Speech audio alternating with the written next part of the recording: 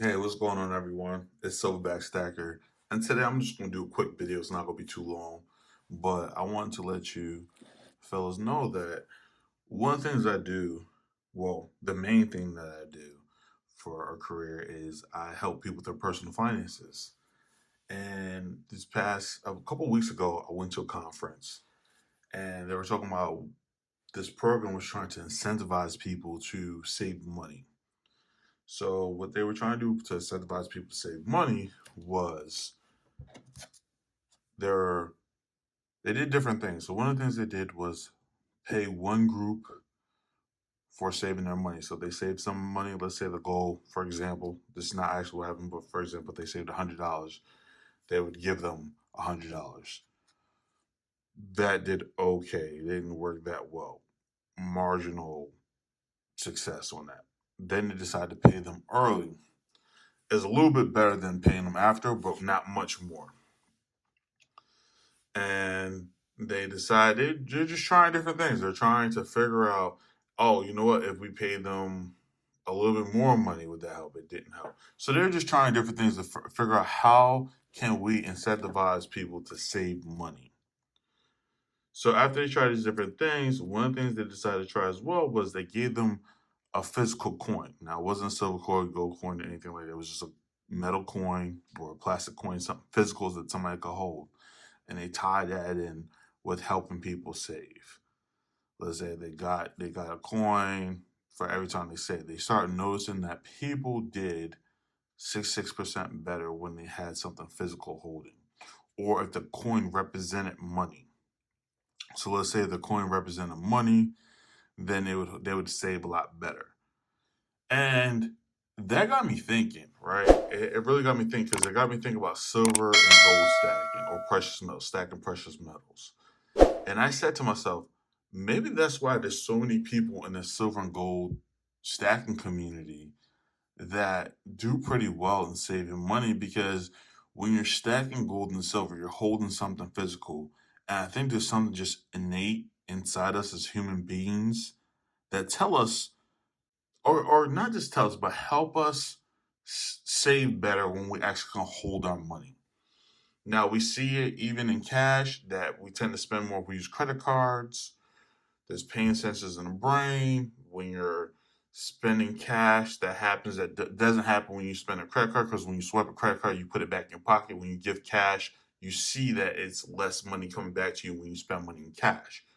But we do see people do better at saving money when they're handling cash in envelopes, stuff like that. I think that's why it's what they call cash stuffing, envelope system. There's different names for it. I think that's why it does better as well, is because it's something physical. But I think that the coins are different. I think the coins are different because the reason why I like coins are stacked in silver and gold, and I'm not telling everybody that they should do it. I'm not saying everybody should stack gold and silver. I would like it. I think you should do a little bit, see if you like it and stuff. But and this isn't financial advice. I want to get that out there. I'm not giving somebody financial advice. I'm just giving some of the research that's out there and some of the findings that when you're doing something physical like gold to silver, or you just have like something physical in your hand, it does help you to save more. And I think that we should think about that. Now, is there other options to save more money and to make more money? Yes, there is. Right, you can invest in the stock market. I know people going crazy for Bitcoin right now. As of recording of this video, I think it was just last night that Bitcoin hit 100,000 or went over $100,000 for one Bitcoin. So I mean, Bitcoin crypto's going a little crazy right now, and that's fine as well. But I would make the argument that people sell and buy crypto more than going to sell and buy silver, just like transactionally. They'll buy Bitcoin and sell it real quick. Where silver, people stack it, they hold it a lot longer. I'm not saying that and they probably do buy it less, but that's not the point I'm making. I'm making a point that when you buy this, you tend to save it a lot better than people who buy crypto. So I think that it's the most optimal way to do it. No, but I think something that needs to come into consideration is our human habits. what do we tend to do as humans? Like we pretend, we look at other animals and we see that they do certain things and they have a tendency to do certain things. We're animals as well. I know we're sophisticated and all this other stuff, but we have tendencies as well. There's things that draw to us more as human beings than other things do. There's things that make more sense to us. It's easier for us to do than other things. So I think we need to take that consideration.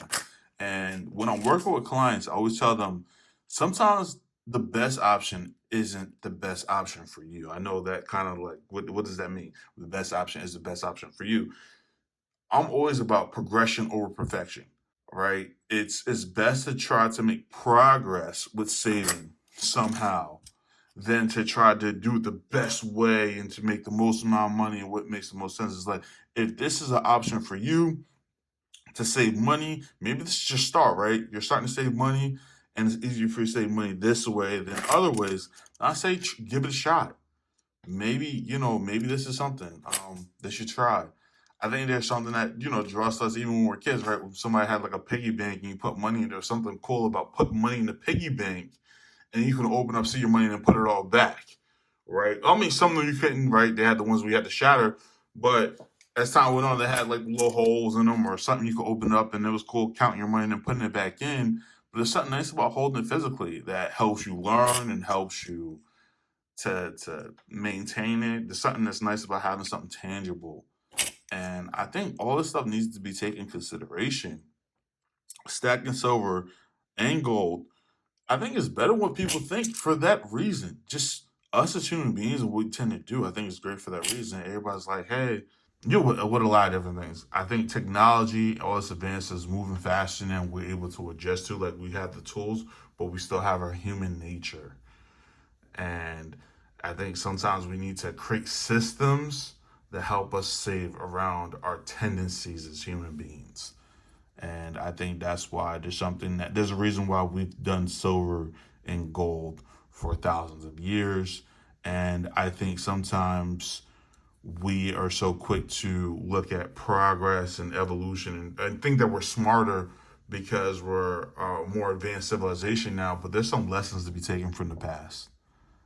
And I think that's wisdom. When you're able to take lessons from the past, things that's happened in the past, and incorporate it today, I think that's being wise. I think there's a lot of things more than we're willing to admit as humans that we could take lessons. And one of the lessons we could take from the past is monetary history. So whether that's good or bad.